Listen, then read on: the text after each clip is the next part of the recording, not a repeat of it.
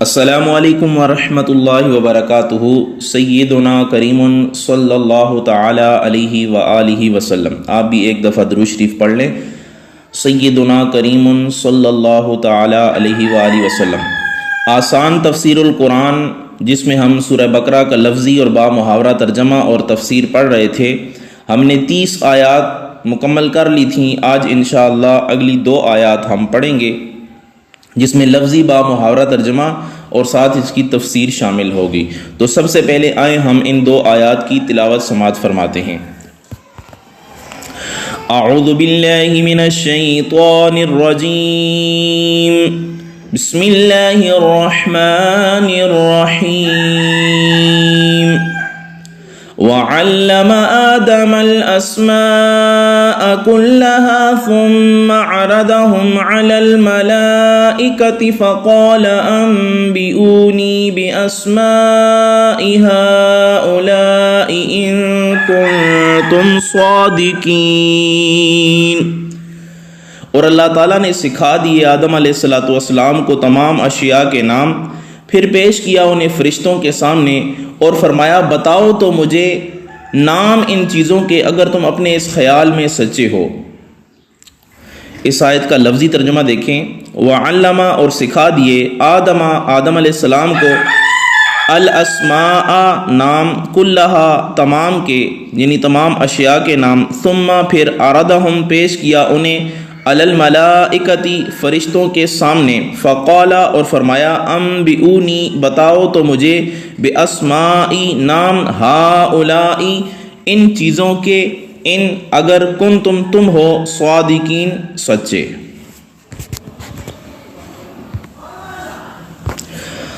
قالوا سبحانك لا علم لنا إلا ما علمتنا إنك أنت العليم الحكيم۔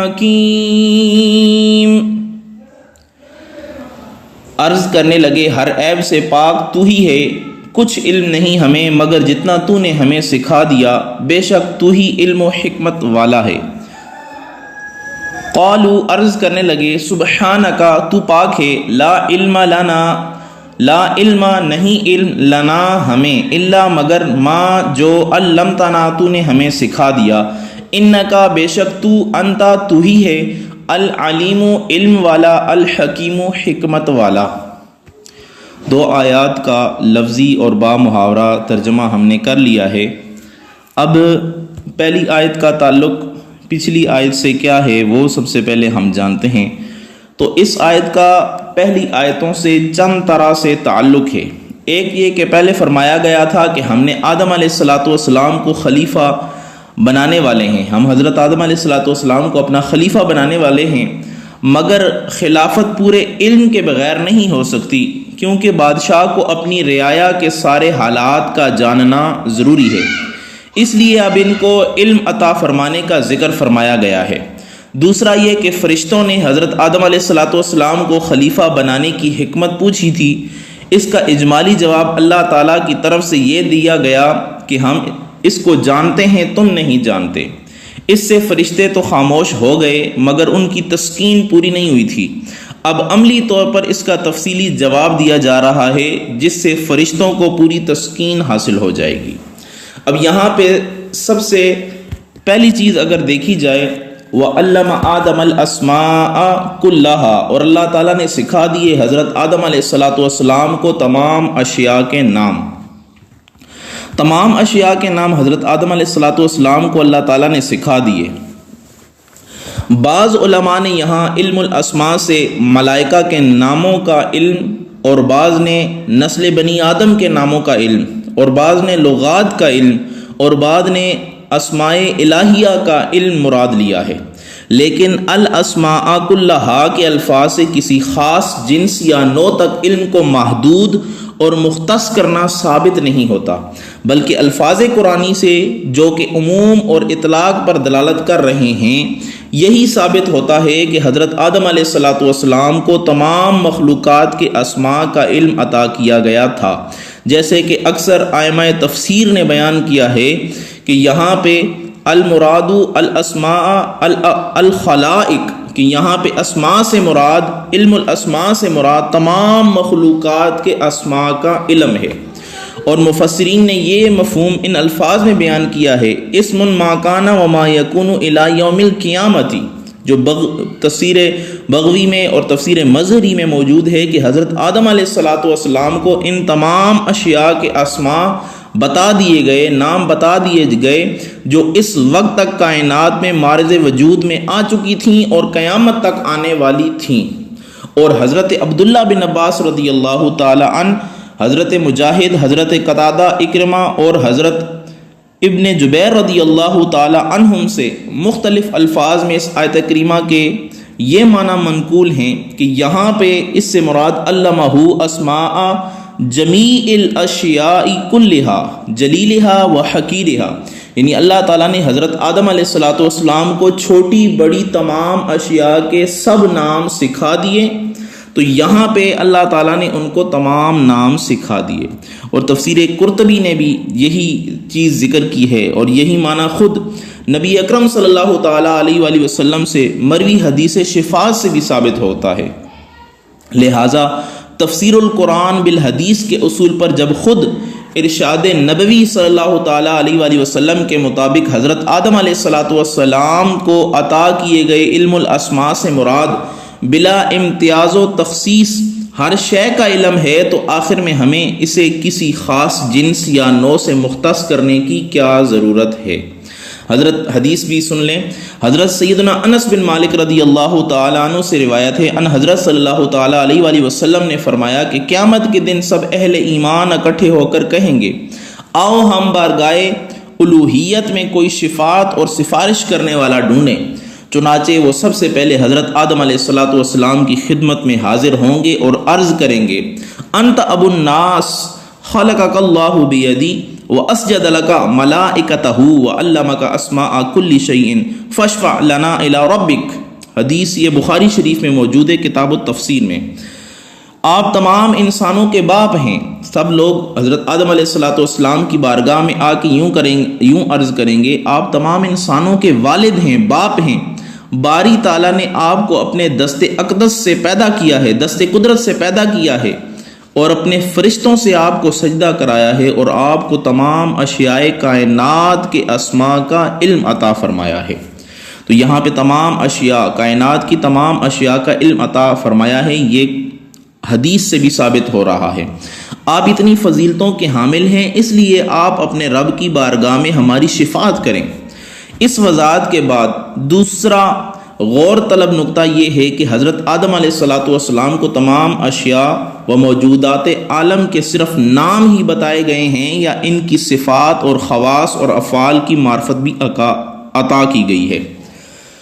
تو اس کا اجمالاً جواب یہ ہے کہ قرآن حکیم کے ارشاد الاسماء کلہا سے مراد صرف اشیاء کے نام نہیں، بلکہ ان تمام اشیاء کی صفات، خواص، افعال، ماہیت، حقیقت وغیرہ سے متعلق وہ سارے ضروری علم مہیا کیا گیا جو کسی چیز کو صحیح طور پر جاننے کے لیے مطلوب و مقصود ہوتا ہے۔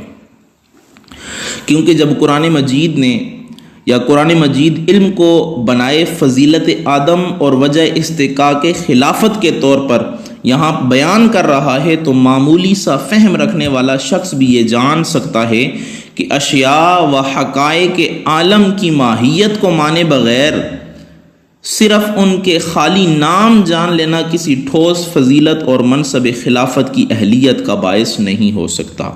صرف ایسا علم ہی اس منشاء الہی کی تکمیل کا باعث ہو سکتا ہے جس کی مدد سے روئے زمین پر خلافت و نیابت الہی کے فرائض کی کما حق ہو بجا آوری ہو سکے، اور وہ موجودات کے جملہ خصائص، احوال اور عادات کا علم ہے۔ اسی حقیقت کو مفسرین نے بلا اختلاف بیان کیا ہے۔ اس لیے اس کے لیے ملاحظہ ہو تسمیت القرآن کے باب لفظ اسم کی معنوی حکمت، یا حضرت آدم اور تعلیم اسماء کی حکمت، اور دیگر متعلقہ جو بحث ہے وہ ساری جو ہے ہم نے آگے ذکر بھی کرنی ہے۔ اور امام راغب اصفہانی رحمۃ اللہ تعالی علیہ نے جو مادہ سماعن کے ذیل میں الاسم کے تحت نہایت عمدہ بات کی ہے، وہ کہتے ہیں کہ حضرت آدم علیہ السلام کو تمام اسماء کا جو علم عطا ہوا وہ اشیاء کے الفاظ و معانی مفردات و مرکبات سب کو حاوی تھا، کیونکہ کوئی شخص مسمہ کو یعنی چیز اور اس کی ذات و صفات کو جانے بغیر اس کے نام کو بھی نہیں سمجھ سکتا۔ اس لیے کہ اگر کوئی شخص کسی کے سامنے کسی چیز کا نام لے تو سننے والا فی الواقع ایک آواز ہی سن رہا ہوتا ہے۔ اگر سامع اس چیز سے صحیح طور پر واقف کار نہ ہوگا تو اس کا ذہن وہ نام یعنی آواز سن کر اس چیز کی طرف منتقل نہیں ہو سکتا، جب تک کہ کوئی نام سن کر یا پڑھ کر ذہن اس شے کی طرف متوجہ نہ ہو جس کا نام لیا جا رہا ہے۔ تو اس شے کا نقشہ، اس کی شکل و صورت، اس کی ماہیت، اس کی خاصیت و افادیت ذہن میں نہ آئے تو نہ اس کا نام کے بتانے کا کوئی فائدہ ہے اور نہ ہی اس کے سننے کا، اور نہ ہی اسے علم الاسماء قرار دیا جا سکتا ہے۔ اور علم الاسماء سے تو مراد یہی ہے کہ کسی شے کا نام سنتے ہی اس شے کی حقیقت اور خواص و صفات سب سامنے آ جائیں، تب ہی تو وہ علم مفید ہے۔ لہٰذا اسماء کا علم اشیاء کے کامل شعور اور معرفت کے بغیر ممکن نہیں۔ اور علم الاسماء کی حقیقت کے بیان سے ایک اور نقطہ کھل کر سامنے آ جاتا ہے کہ اگر تو یہ علم حضرت آدم علیہ السلام کو محض ایک واقعے کے طور پر صرف اسی لمحے کے لیے عطا ہوا تھا جس کا ذکر فرشتوں کے حوالے سے یہاں کیا جا رہا ہے، تو پھر یہ فضیلت صحیح معنوں میں علمی فضیلت قرار نہیں پائی جا سکتی کہ صرف چند سیکنڈ کے لیے اتنا علم دیا گیا، جب فرشتوں کے ساتھ مکالمہ ہوا بعد میں لے لیا گیا، تو یہ علمی فضیلت قرار نہیں دی جا سکتی۔ اور یہ علم بنائے فضیلت تب ہو سکتی ہے اگر یہ دائمی اور مستقل نوعیت کا ہو، عارضی، وقتی اور ہنگامی نہیں۔ اور کسی علم کو دائمی اور مستقل بنانے کے لیے ضروری ہوتا ہے کہ انسان یعنی صاحب علم کی ذات میں ایسا ملکہ اور نفسی صلاحیت و استعداد ودیت کر دی جائے کہ وہ اس کی مدد سے جس وقت چاہے اشیاء و موجودات کا علم اور شعور حاصل کر سکے۔ اسے ایسے حسی، ذہنی اور باطنی ذرائع عطا کر دیے جائیں کہ وہ ان کے ذریعے حقائق عالم کی نقاب کشائی کر سکے۔ اسی استعداد علمی کی بنا پر اسے دوسری مخلوقات پر شرف و کرامت نصیب ہو سکتی ہے۔ در حقیقت انسان کو اسی استعداد علم و معرفت کے عطا کیے جانے کا یہاں پہ قرآن کریم میں بیان ہو رہا ہے۔ اب یہاں پہ قاضی بیضاوی رحمۃ اللہ تعالیٰ علیہ نے کیا فرمایا؟ فرماتے ہیں اللہ تعالیٰ نے نفس انسانی کو مختلف اجزاء اور متفرق قوا سے پیدا کیا اور اس میں یہ صلاحیت و استعداد رکھی کہ وہ طرح طرح کے مدرکات کو خواہ وہ عقل سے جانے جا سکتے ہوں یا حواس سے، تخیل سے یا قوت واہمہ سے اپنے علم میں لا سکے۔ مزید یہ کہ اللہ تعالیٰ نے مختلف اشیاء کی ماہیت، ان کے خواص و صفات، ان کے اسماء، علم و ادراک کے اصول و ضوابط، مختلف صنعتوں کے قوانین و آلات و ذرائع کی کیفیات وغیرہ کی معرفت اس کے دل میں القاء کر دی۔ تو اس سے یہ پتہ چلتا ہے کہ وَعَلَّمَ آدَمَ الْأَسْمَاءَ كُلَّهَا، اللہ تعالیٰ نے حضرت آدم علیہ السلام کو تمام چیزوں کے اسماء، ان کے نام، یعنی ان کے نام، اس کے جو خواص ہیں، اس کی جو بھی خواص ہیں، جو صفات ہیں، وہ ساری کی ساری جو ہے اللہ تعالیٰ نے عطا فرما دی تھیں۔ اب یہاں پہ آپ کے سامنے ایک اور قول ذکر کرتا چلوں کہ حضرت عبداللہ بن عباس رضی اللہ تعالی عنہ اور حضرت اکرمہ، حضرت قتادہ ابن جبیر رضی اللہ تعالی عنہ کا یہ قول پہلے بھی ذکر کیا ہے کہ علمہ اسماء جمیع الاشیاء کلہا و جلیلہا و حقیرہا۔ یہ تفسیر ضیاء القرآن میں بھی موجود ہے، تفسیر قرطبی میں موجود ہے۔ یعنی اللہ تعالیٰ نے حضرت آدم علیہ السلام کو چھوٹی بڑی تمام اشیاء کے سب نام سکھا دیے، اور خلافت کے منصب کا تقاضا بھی یہی تھا کہ انہیں ان تمام چیزوں کے علم عطا فرمایا جاتا۔ جب حضرت آدم علیہ السلام کے علم کی یہ کیفیت ہے تو پھر سید بنی آدم خلیفۃ اللہ فی العالم حضرت محمد مصطفیٰ صلی اللہ تعالیٰ علیہ وآلہ وسلم کے علوم و معارف کا کیا کہنا، اس کو کوئی بیان میں نہیں لایا جا سکتا یا اس کو کوئی بیان میں نہیں لا سکتا۔ اب یہاں پہ علم کی بات ہے تو علم کی فضیلت کی طرف بھی ہم چلتے ہیں۔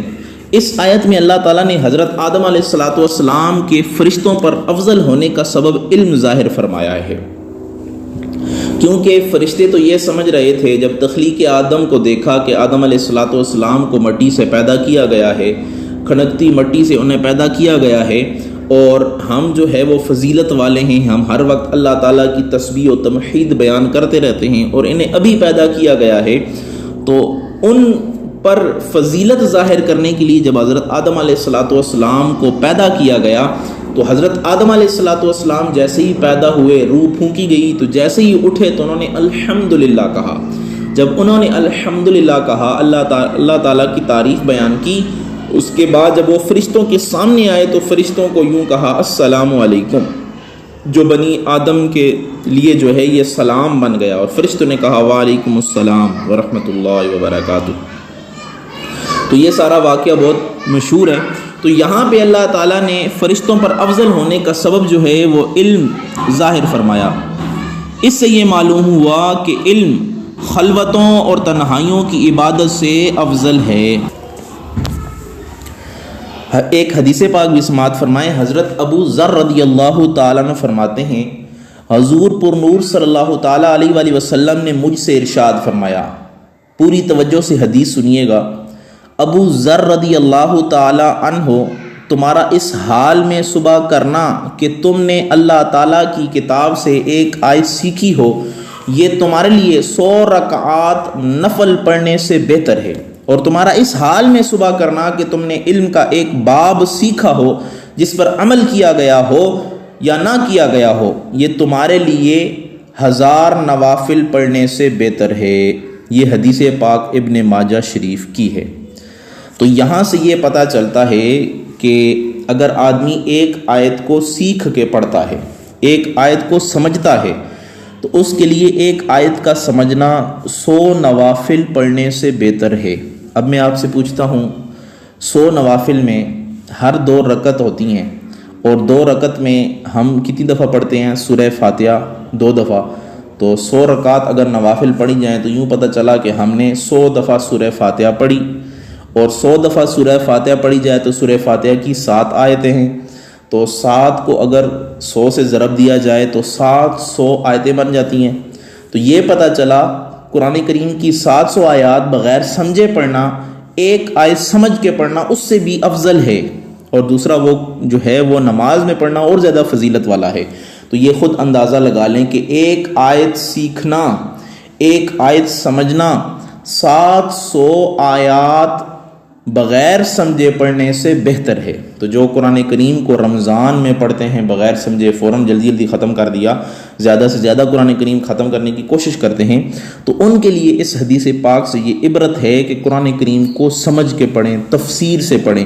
کسی بھی صحیح سنی عالم کی تفسیر اٹھائیں، ضیاء القرآن ہو گئی، تفسیر صراط الجنان ہو گئی، یا نجوم الفرقان ہو گئی، یا اسی طرح جتنی بھی تفسیر ہیں، کسی ایک تفسیر کا مطالعہ کرنے کی کوشش کریں، یا اور کنز الایمان ہو گئی۔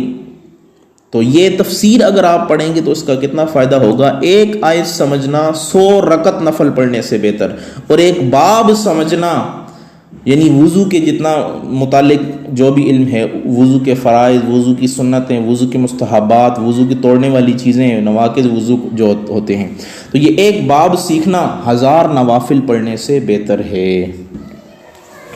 اب یہاں پہ ایک اور حدیث پاک حضرت حذیفہ بن یمان رضی اللہ تعالیٰ عنہ سے روایت، نبی اکرم صلی اللہ علیہ وسلم نے ارشاد فرمایا، علم کی فضیلت عبادت کی فضیلت سے زیادہ ہے، اور تمہارے دین کی بھلائی تقوی اختیار کرنے میں ہے۔ اب یہاں پہ علم کے اور بھی بہت ساری فضیلتیں ہیں، تو وہ آپ کے سامنے جو ہے میں بیان کر دیتا ہوں، جو تفسیر نعیمی میں موجود ہیں۔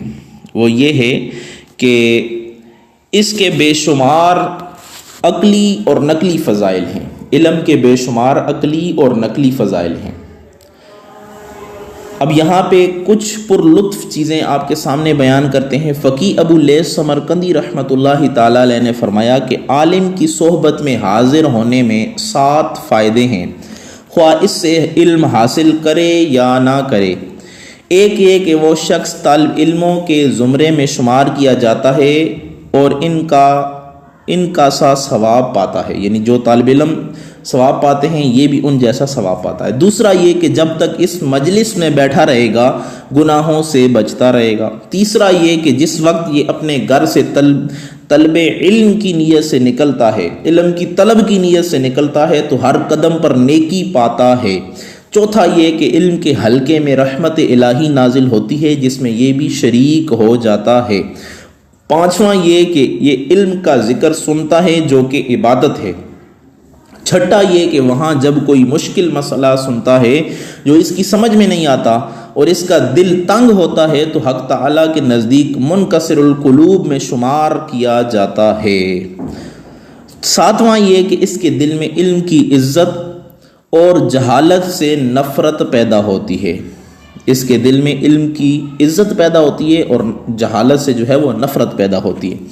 دوسری فضیلت یہ ہے کہ حضرت علی رضی اللہ تعالیٰ عنہ بیان فرماتے ہیں جو اسلام کے چوتھے خلیفہ ہیں۔ آپ فرماتے ہیں کہ علم دین مال پر 7 وجہ سے افضل ہے۔ اول یہ کہ علم پیغمبروں کی میراث ہے اور مال فرعون، حامان، شداد اور نمرود کی۔ دوسرا یہ کہ مال خرچ کرنے سے گھٹتا ہے مگر علم خرچ کرنے سے گھٹتا نہیں بلکہ بڑھتا ہے۔ تیسرا یہ کہ مال کی انسان حفاظت کرتا ہے مگر علم انسان کی حفاظت کرتا ہے۔ چوتھا یہ کہ مرنے کے بعد مال تو دنیا میں رہ جاتا ہے، علم قبر میں ساتھ جاتا ہے۔ پانچواں یہ کہ مال مومن و کافر سب کو مل جاتا ہے مگر علم دین کا نفع ایماندار ہی کو حاصل ہوتا ہے۔ چھٹا یہ کہ کوئی بھی عالم سے بے پرواہ نہیں لیکن بہت سے لوگوں کو مالداروں کی ضرورت نہیں۔ ساتواں یہ کہ علم سے پل صراط پر گزرنے کی قوت حاصل ہوگی اور مال سے کمزوری۔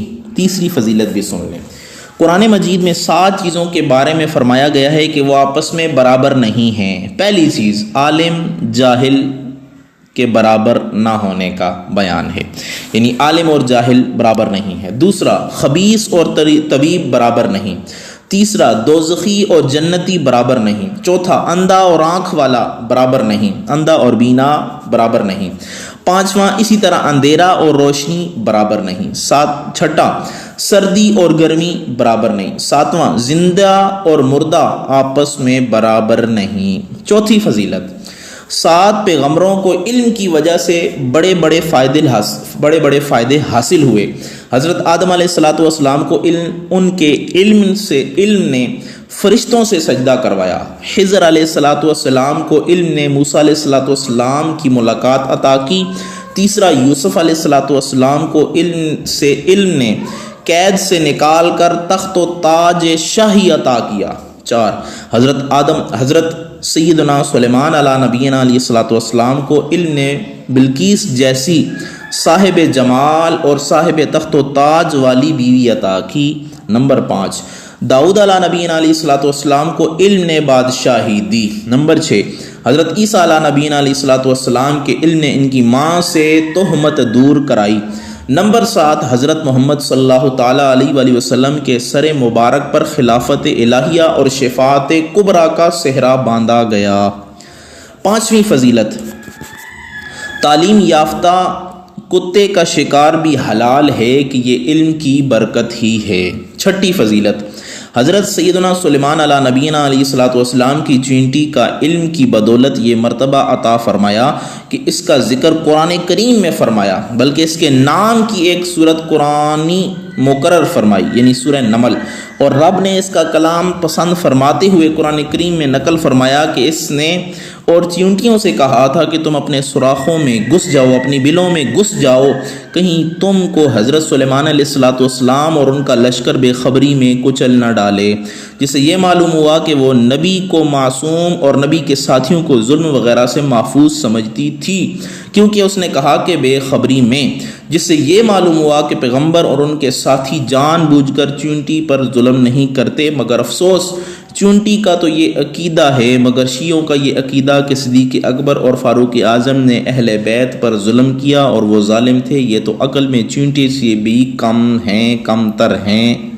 7ویں فضیلت اللہ تعالیٰ نے ارشاد فرمایا کہ سارے بندے یا سارے بندوں میں رب سے علماء ڈرتے ہیں، اور دوسری جگہ ارشاد فرمایا کہ جنت ڈرنے والوں کے لیے ہے، جس کا نتیجہ یہ نکلا کہ جنت علماء کے لیے ہے اور دوسروں کو بھی ان ہی کے طفیل ملے گی جو ڈرتے ہوں گے۔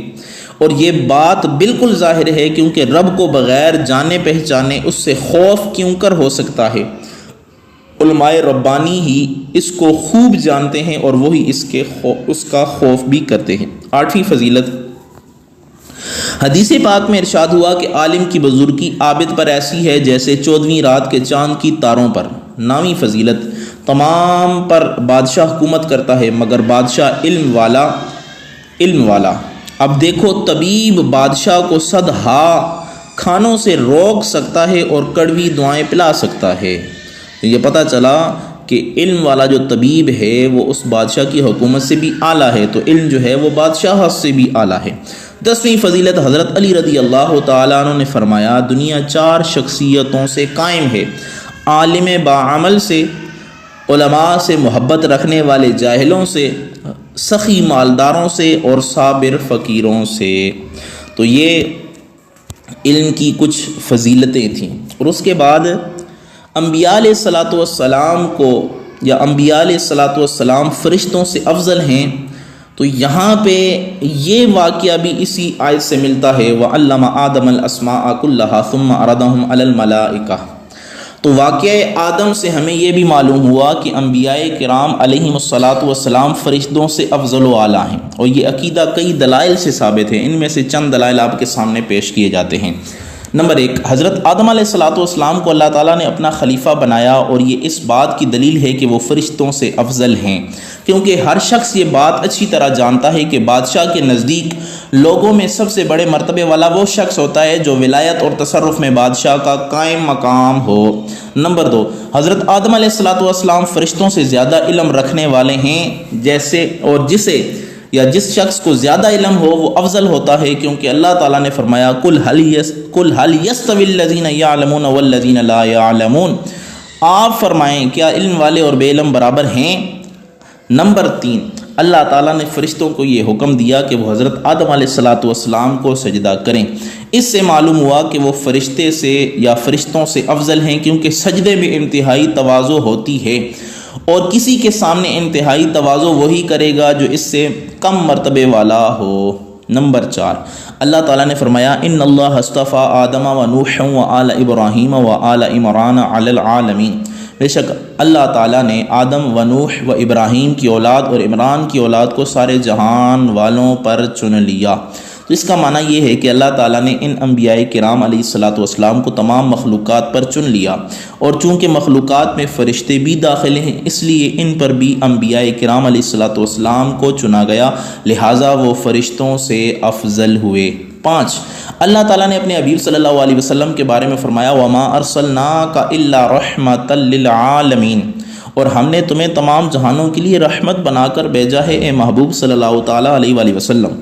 چونکہ عالمین میں فرشتے بھی داخل ہیں اس لیے رسول کریم صلی اللہ تعالیٰ علیہ وآلہ وسلم ان کے لیے بھی رحمت ہوئے۔ تو جب آپ صلی اللہ علیہ وسلم فرشتوں کے لیے رحمت مطلق ہیں تو یقیناً ان سے افضل ہیں۔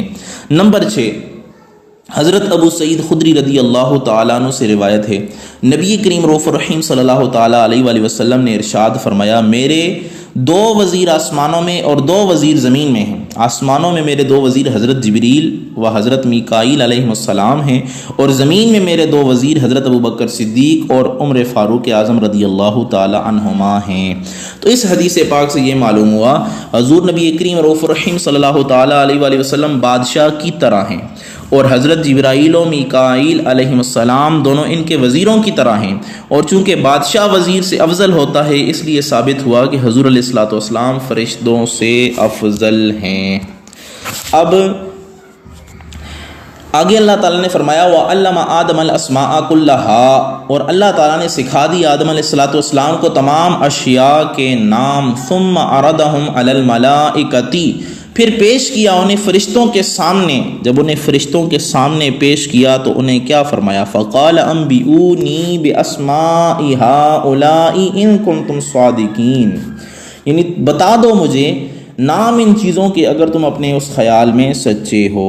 ثم عرضہم، تو اس سے یہ معلوم ہوا کہ فقط غائبانہ نام ہی نہیں بتا دیے گئے تھے بلکہ دیکھنے والی چیزیں دکھائی گئی تھیں، یعنی جو چیزیں قیامت تک کبھی پیدا ہونے والی تھیں، مثلا ریلوے، موٹر کار، ٹیلی فون، ریڈیو، ہوائی جہاز، ٹی وی وغیرہ، یہ سب چیزیں ان کو دکھا کر ان کے نام اور بنانے کی ترکیبیں اور ان کے سارے حالات بتائے گئے۔ پھر ان سب چیزوں کو فرشتوں کے سامنے پیش کیا گیا۔ ثم عرضہم، پھر ان سب چیزوں کو فرشتوں کے سامنے پیش کیا گیا۔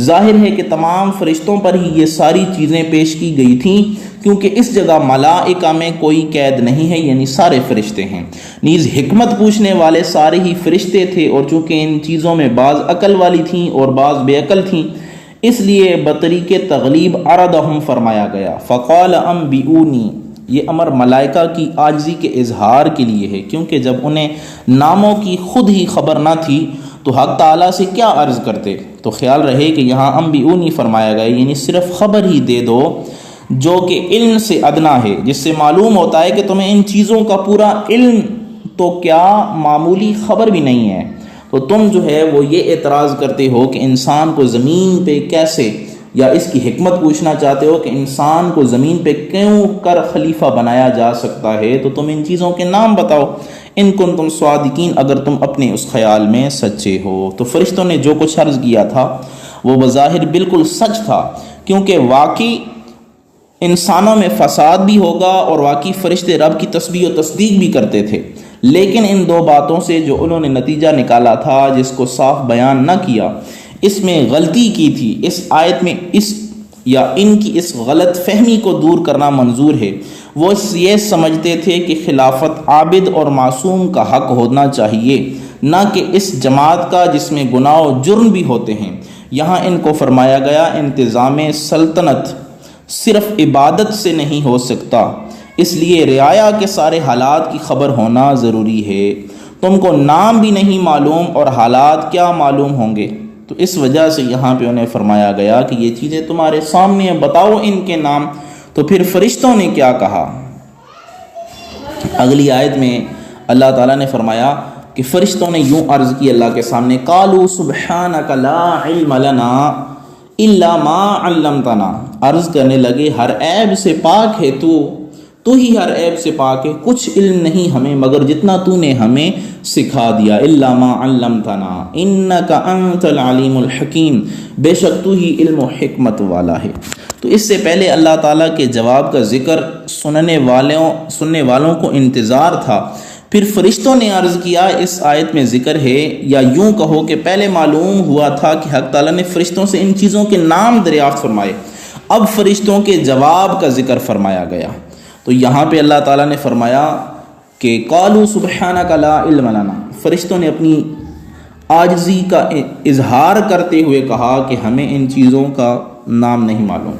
جب فرشتوں کو حکم ہوا کہ تم ان چیزوں کے نام بتاؤ تو وہ سمجھ گئے کہ اس سے ہمارا امتحان مقصود نہیں ہے، کیونکہ امتحان تو بتائی ہوئی چیز کا لیا جاتا ہے۔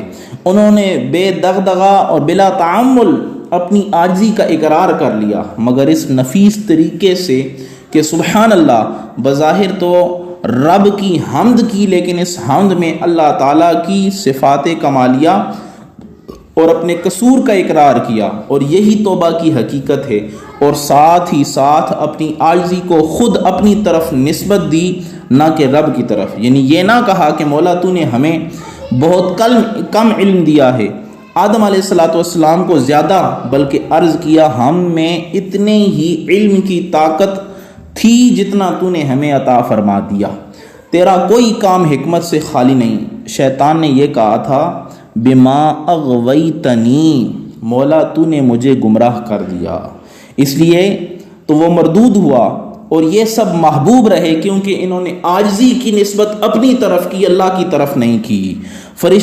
اور شیطان نے جو اس کمزوری کی نسبت تھی وہ اللہ کی طرف کر دی، اس وجہ سے مردود ہوا، اور فرشتوں نے کمزوری کی نسبت اپنی طرف کی، اس وجہ سے محبوب ہو گئے۔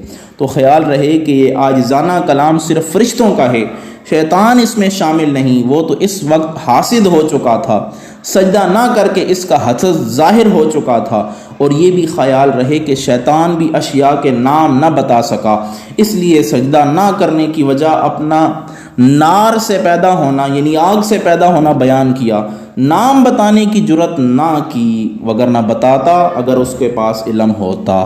اب جو شخص کہے کہ شیطان کا علم حضور سے زیادہ ہے، وہ اس آیت کا بھی منکر ہے، کیونکہ شیطان کا علم تو اتنا تھا ہی نہیں، اگر تھا تو بتاتا نبی کے علم کے آگے کہ میں ان چیزوں کے نام بتاتا ہوں، لیکن خاموش ہو گیا۔ تو اس کا علم تو حضرت آدم کے علم کے کروڑواں حصہ بھی نہیں ہے، تو جس کا علم حضرت آدم علیہ السلام کے علم کا کروڑواں حصہ بھی نہیں ہے، تو وہ اس کے علم سے زیادہ کیسے ہو سکتا ہے کہ جس کو اللہ تعالیٰ نے فرمایا اے حبیب ہم نے آپ کو وہ سارا علم فرما دیا ہے جو آپ نہیں جانتے تھے۔ اب اس کی حکمت جو ہے وہ اپنے مقام پہ آئے گی۔ اب اس آیت سے چند فائدے حاصل ہوئے۔ ایک، یہ دعا سے پہلے اللہ تعالیٰ کی حمد ضروری ہے، کیونکہ ملائکہ نے فرمایا سبحانک، بعد میں کچھ عرض کیا، تو اس وجہ سے ہمیں بھی کوشش کرنی چاہیے جب اللہ تعالیٰ سے کوئی چیز مانگیں تو سب سے پہلے اللہ کی تعریف اور حمد بیان کریں۔ دوسرا یہ، جس قسم کی دعا ہو اسی قسم کی حمد کریں۔ مثلا اگر دعائے مغفرت کرنا ہے تو عرض کریں اے مولا ہم سب گناہگار ہیں، تو غفار ہے۔ اگر رزق مانگنا ہے تو عرض کریں مولا ہم سب فقراء ہیں اور تو غنی رزاق ہے۔ تیسرا یہ کہ بندے کو چاہیے کہ اپنے قصور کے ماننے میں حجت اور مولا کے فضل و کرم کا انکار نہ کرے۔ چوتھا یہ کہ بڑے سے بڑا عالم اگر کسی مسئلے سے ناواقف ہو تو اپنی عزت رکھنے کے لیے غلط جواب نہ دے، بلکہ اپنی کم علمی کا اقرار کرے، کیونکہ اسی میں عزت اور اسی میں محبوبیت ہے۔ پانچواں یہ کہ کسی شخص کو بغیر فضل مولا علم غیب نہیں مل سکتا۔ جو شخص کہ علم نجوم یا کہانت وغیرہ سے علم غیب حاصل کرنا چاہے وہ جاہل ہے، کیونکہ ملائکہ نے عرض کیا الا ما علمتنا، یعنی جو کچھ ہمیں معلوم ہے وہ سارا تیرا دیا گیا فضل ہے۔ تو لہٰذا جو شخص کسی مخلوق کو بغیر عطائے الہی ایک چیز کا بھی علم غیب مانے وہ بے دین اور کافر ہے۔ ہم بھی یہی عقیدہ رکھتے ہیں، حضور علیہ السلام کو جتنا علم ہے وہ از خود نہیں ہے، چھوٹی سی چیز سے لے کر بڑی چیز تک سب کا سب اللہ تعالیٰ نے علم دیا ہے۔ الرحمن علم القرآن، رحمان انسانیت کی جان حضرت محمد صلی اللہ تعالیٰ علیہ وآلہ وسلم کو ما کان اور ما یکون کا علم سکھا دیا۔ تو جس اللہ نے انسانیت کی جان کو علم ما کان و ما یکون یعنی جو کچھ ہو چکا اور جو کچھ ہوگا وہ سارا علم عطا کر دیا، تو یہ حضور علیہ السلام کا علم از خود نہیں، اللہ تعالیٰ کی عطا کردہ ہے۔ تو جو حضور علیہ السلام کے علم پر اعتراض کرتا ہے اس کا مقصد یہ ہے کہ وہ اللہ تعالیٰ کی عطا پر اعتراض کر رہا ہے، اور جو اللہ تعالیٰ کے عطا پر اعتراض کرتا ہے تو وہ گمراہ نہیں ہوگا تو کیا محبوب ہوگا؟ بلکہ حق یہ ہے کہ کوئی علم بھی حق تعالیٰ کے فضل کے بغیر نہیں مل سکتا۔ کتابیں پڑھنا، واعظ سننا، علماء کے پاس حاضر رہنا، یہ سب اسباب ہیں۔ اصل چیز مسبب الاسباب کے قبضے میں ہے۔ اور چھٹی حکمت یا چھٹا فائدہ یہ ہے کہ حکمت کو کبھی علم کے معنی میں بولا جاتا ہے اور کبھی دوسرے معنی میں، اور یہاں دوسرے ہی معنی میں استعمال ہوا، ورنہ علیم کے بعد حکیم فرمانے سے کچھ فائدہ نہ ہوتا، کیونکہ اللہ تعالیٰ نے یہاں پہ فرمایا، فرشتوں نے اللہ تعالیٰ کے سامنے عرض کی انک انت العلیم الحکیم، تو ہی علم والا اور حکمت والا ہے، تو ہر چیز کا جاننے والا اور کامل حکمت والا تو ہی ہے، تو ہر ایک کی قابلیت اور لیاقت بھی جانتا ہے، اور یہ بھی کہ کون کس نعمت کے لائق ہے، جس قدر علم کے لائق ہم تھے وہ ہم کو دیا، اور جس کے لائق حضرت آدم علیہ السلام تھے وہ ان کو تو نے دے دیا۔ لہٰذا یہاں پہ فرشتوں کا کوئی اعتراض نہیں، بلکہ فرشتوں کا اپنی عاجزی کا اعتراف، اور عاجزی کے اعتراف میں چھپی ہوئی ہے رحمان کی محبت اور محبوبیت، اور عاجزی کے علاوہ تکبر میں چھپی ہوئی ہے اللہ تعالیٰ کی نفرت، گھمنڈ اور اللہ تعالیٰ سے محبت کی دوری۔ تو ان آیات سے ہمیں یہ ساری چیزیں معلوم ہوئیں۔ تو اب اگلی آیات میں انشاءاللہ اللہ تعالیٰ نے پھر حضرت آدم علیہ السلام کو حکم دیا کہ ساری چیزوں کے نام بتاؤ. وہ ساری چیزیں انشاءاللہ اگلی آیات میں بیان کی جائیں گی. السلام علیکم ورحمۃ اللہ وبرکاتہ.